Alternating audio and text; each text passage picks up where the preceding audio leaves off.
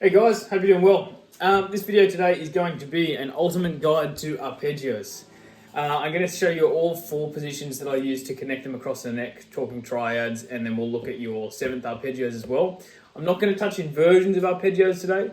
That can be another video. That's probably like an intermediate level. I just want to do the basic level today to get you guys set up with a foundation. And then if it goes well, I'll do a second video on some intermediate stuff as well. Then we can go advanced from there. But yeah, let's talk arpeggios. So, arpeggios are just the notes of your chord, right? So if I have a G chord, my notes are G, B, D. To play an arpeggio, I play them in that sequence. G, which is the first, B being the third, D, which is the fifth. So there's 4 main shapes for your major and minor arpeggios that work really well across the neck. So if I play my G major arpeggio, right, I'm going to call this the first shape. I'm going to go. Now the notes, G, B, D, G, B, D, G, B. The frets, 3, 7, 5, roll it underneath, 4, 3, roll it.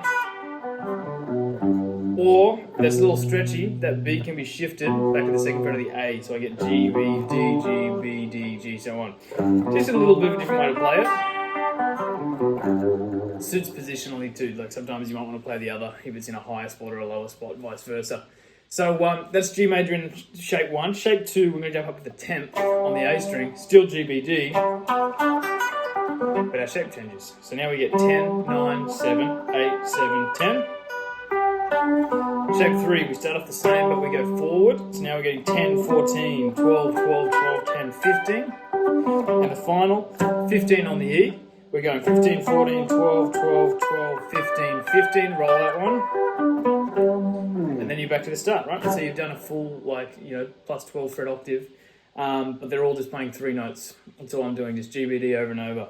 So I'd recommend going through, getting your shapes down, locking each position in. And then what I would do to connect them up is ascend one and descend the next, right? So, ascend this one, slide, descend the next, slide, and then finish here. One more time.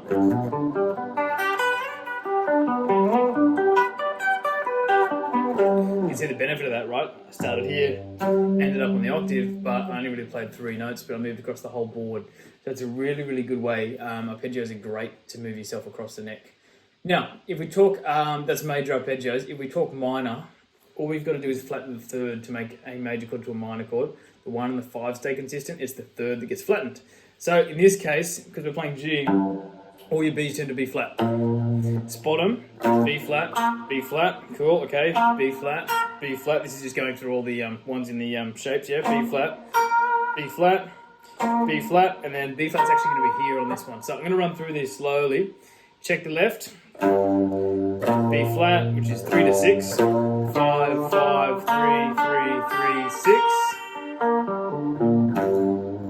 Shape 2, we're going to look at 10, 8, 7, 10, and then, 10, 8, 7, 8, 6, then 10, come back, again, G, B flat, D, G, B flat, D, up to here, 10th, going forward, 10 to 13, 12, 12, 11, 10, 15,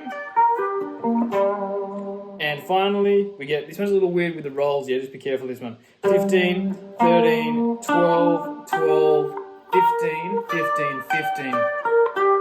So quite a large roll on the end there. But then, same deal. Descend one. Right, slide, descend the next.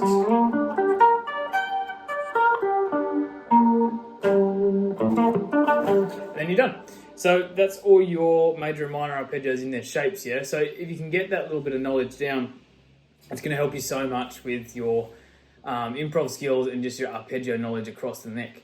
Now, one point I want to make before I go into any 7s or whatnot. This is really strongly related to chords, because as we said, an arpeggio is just a chord with the notes played one by one. So if you flip that knowledge, if you can play an arpeggio, you can essentially play a chord as well, just the triad. And I feel like this gets missed in a lot of beginners guitar learning. They learn their big open chords, you learn your bar chords, which are closely related to the arpeggio shapes too, but you're not learning the inner voicings, or the inner inversions, I should say. So, any of those arpeggio shapes, I'll go back to, say, the major for a second. That's that original first shape, yeah, that G major. Any 3 consecutive strings that I can place together and play together then gives me my chord shape as well, right? So you've got your hum bar chord, but okay, what if I started a chord off the second note and played the next 2 notes of the arpeggio? So if I went 7 5 5, that is a G major chord, but it's in first inversion, right? Next, middle shape of the arpeggio, second inversion chord, root position chord, first inversion. So now I don't just have a bar chord and an arpeggio, I've also got inner voicings of all those chords too.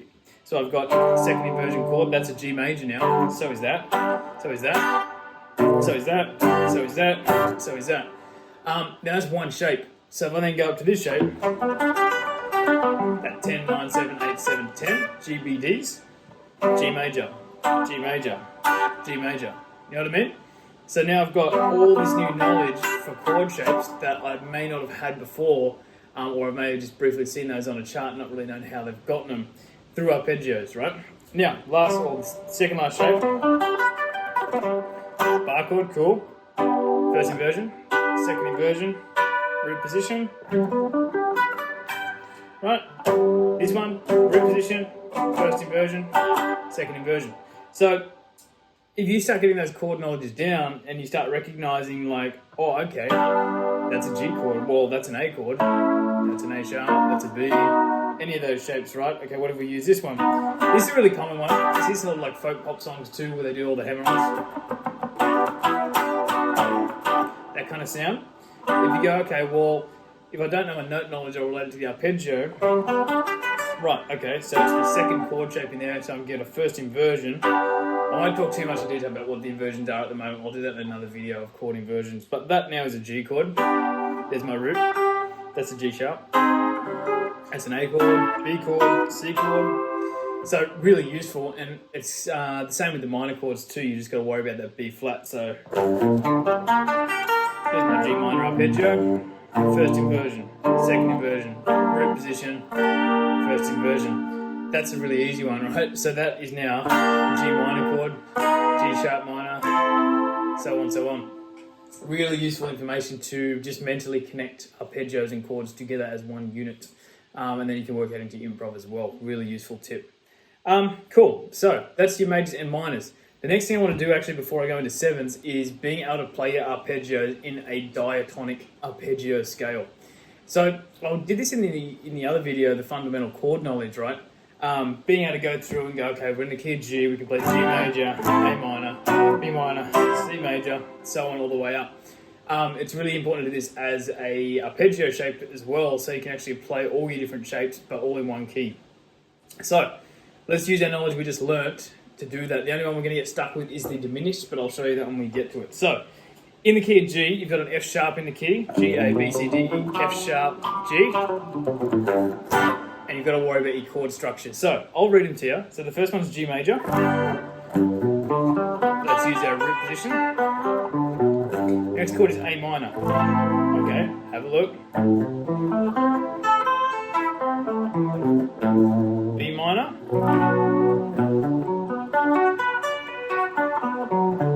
C major. Now, I may not want to keep going this way. I could go here and go.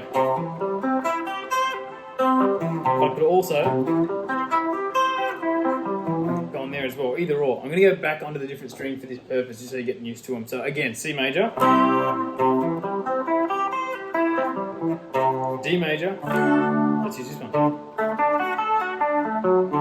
E minor. I could go. Or,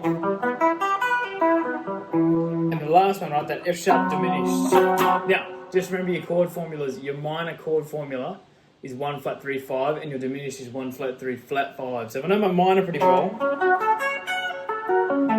that was F sharp minor. I'm just going to go, okay, 1 3 flat and fifth.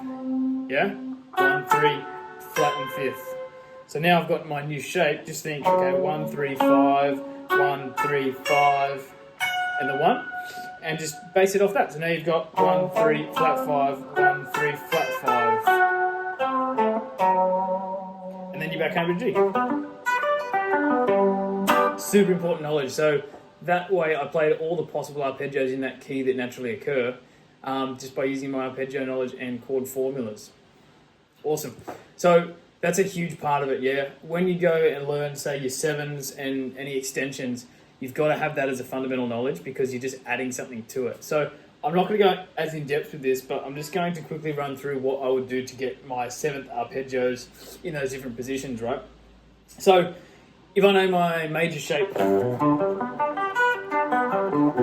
that's G major. Let's say I want G major 7. Okay, well, I've got to add an extra note, so 1, 3, 5, 7, or major 7 is the note behind the octave. That's a good way to remember it.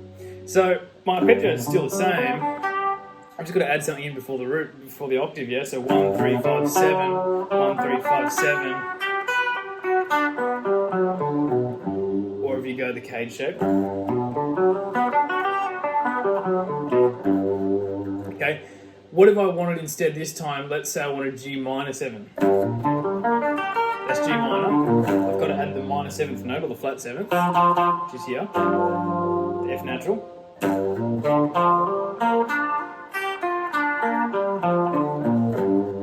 What about G dominant 7th? So now I get a 1, 3, 5, flat 7. Flat 7 with the major 3rd.